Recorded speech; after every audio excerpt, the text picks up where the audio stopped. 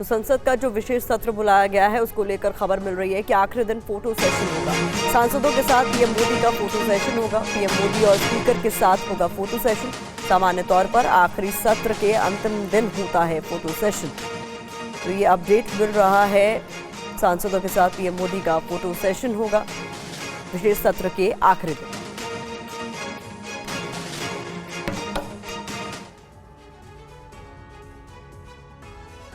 और एक देश एक चुनाव बिल के लिए पूर्व राष्ट्रपति रामनाथ कोविंद की अध्यक्षता में एक कमेटी गठित कर दी गई है। यह कमेटी बिल के कानूनी पहलुओं पर विचार करेगी।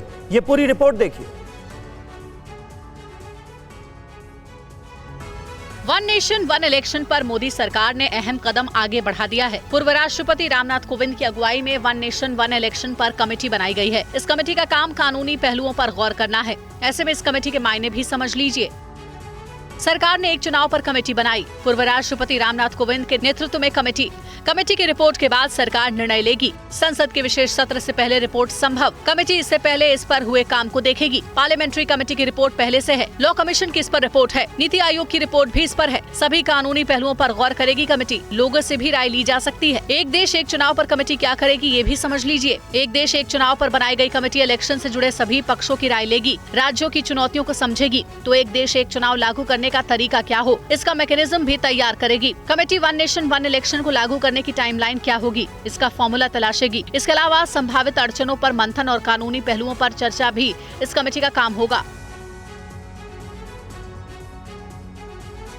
और संसद के विशेष सत्र में क्या होगा, एक देश एक चुनाव पर क्या है मोदी सरकार की तैयारी, विपक्ष ने क्या सवाल उठाए हैं, देखिए एक देश एक चुनाव से जुड़ी हुई लेटेस्ट रिपोर्ट। केंद्र की मोदी सरकार ने संसद का विशेष सत्र बुलाया है।